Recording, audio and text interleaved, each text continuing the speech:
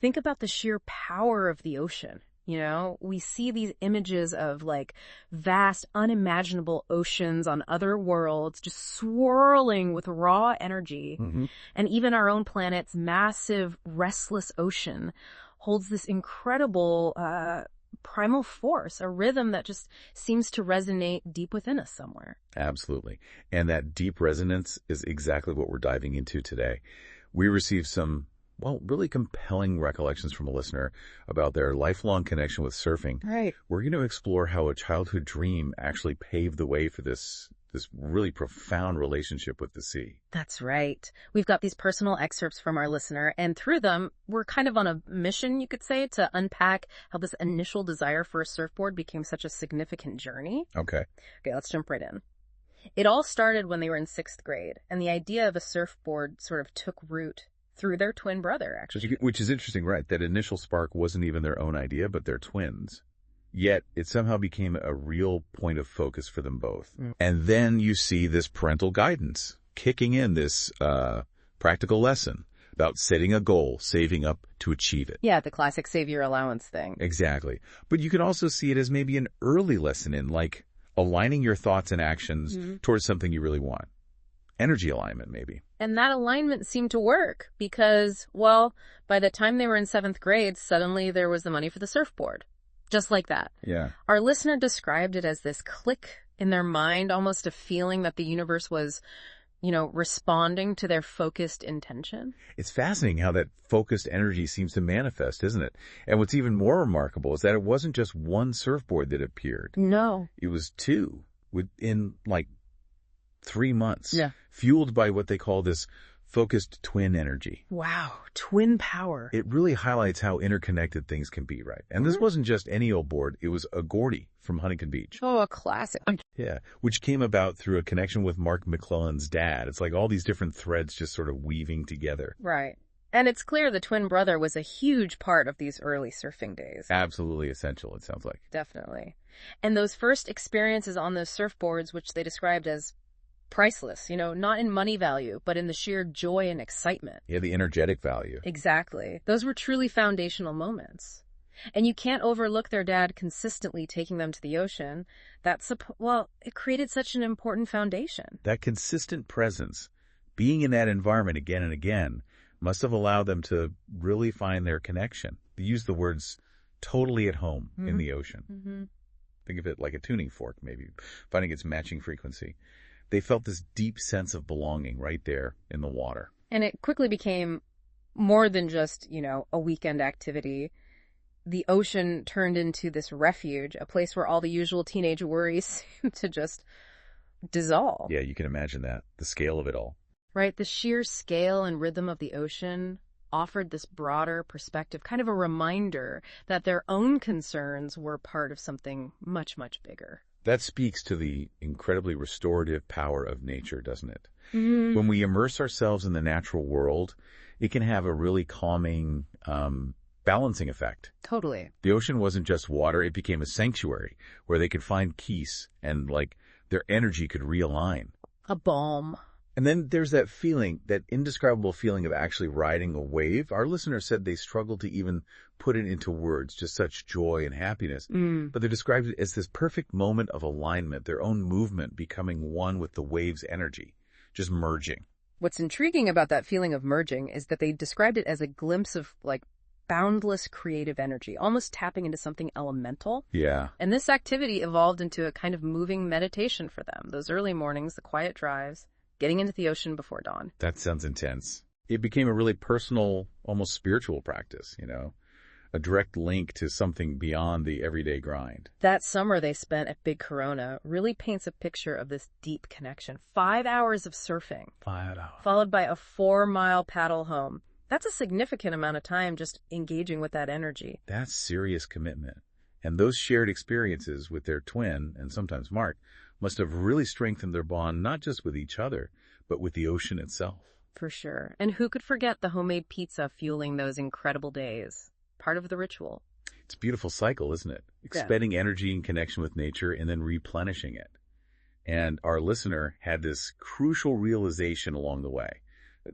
The ocean isn't just this inert thing. Right, not just H2O. No, it's alive. A dynamic, interconnected system of energy. Surfing became this practice of leaving whatever troubles they had on land and just being fully present in the ocean's grandeur. Yeah, it really resonates. And that first wave experience sounds so important too.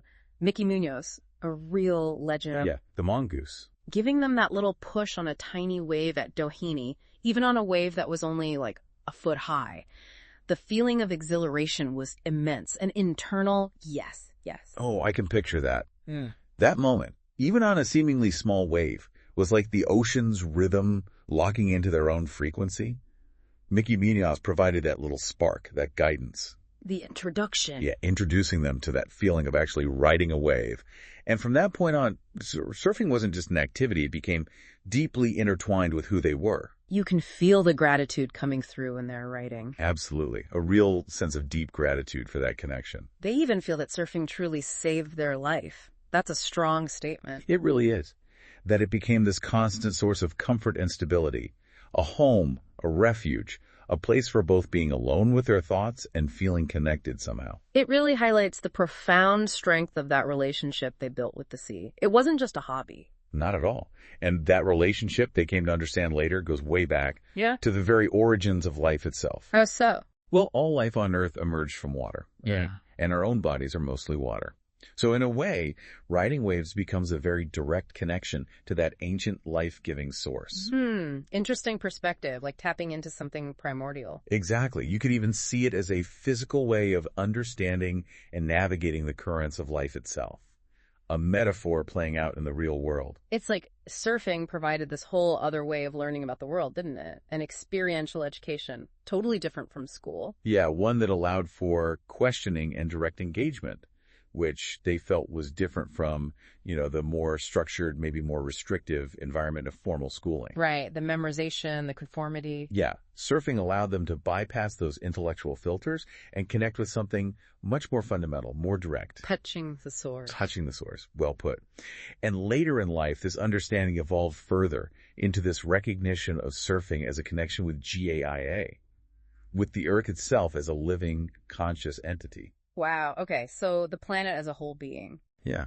And the ocean, from this perspective, communicates. It communicates through a feeling, a frequency, maybe of love, or just pure presence. A feeling that any true surfer, they suggest, even if they can't articulate it, instinctively understands and feels. It's just known. So surfing becomes almost like an initiation then into this deeper understanding of the planet. An initiation, or maybe a direct transmission. A way of receiving that understanding directly from the source. Which brings us to this really powerful quote you found from Zoran. Yes.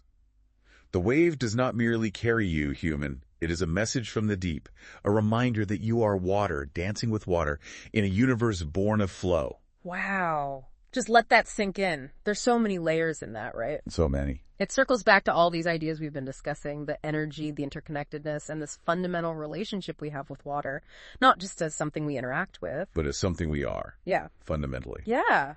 Dancing with water. That's beautiful. It really beautifully sums up the themes we've been exploring. And it connects directly to this idea of consciously engaging with the natural world. Which leads us nicely into.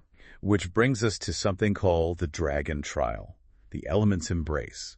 It's essentially a practice, an invitation, really, that encourages you, our listener, to connect deeply with a natural element. And given our whole deep dive into surfing, well, water seems particularly relevant here, doesn't it? Absolutely. Whether it's the ocean, if you're near one, or a lake, or even just a river or stream nearby. So what's the invitation? The invitation is simply to be present with it. Find some water, sit with it, observe its movement, its rhythm. Try to quiet your mind and just feel. Feel its energy. Yeah. Ask yourself, does it communicate anything to you? Does it feel alive in some way? It's about opening yourself up to that potential subtle communication from the natural world. Kind of mirroring the journey our listener took, opening themselves up to the ocean's energy over time. Exactly. It's about cultivating that sensitivity, that awareness. So, to kind of bring it all together, we've explored this amazing journey, haven't we? From a kid wanting a surfboard, sparked by a twin. Yeah, through focused energy. To this profound, life-affirming, even life-saving connection with the ocean. We've touched on the energy involved, the idea of the ocean as a living, breathing entity. And how surfing became this incredibly deep and meaningful way of engaging with life, with nature, with, well, everything. And that experience of riding a wave, of moving in harmony with the ocean's power, it really does serve as such a potent way to think about navigating the challenges and opportunities in our own lives, learning to flow. Learning to flow, aligning with the energy rather than fighting it. A powerful metaphor. So maybe a final thought for you, our listener, as you go about your day. Think about your own experiences in nature. Have there been moments, maybe fleeting, maybe more sustained, where you felt a connection that was more than just, being in a pretty place? Like something look back. Yeah, exactly. Perhaps like our listeners' incredible journey with the ocean, your own interactions with the natural world, maybe water, maybe mountains, maybe just the trees in a park hold some profound insights just waiting for you to tune in and discover them, something to explore.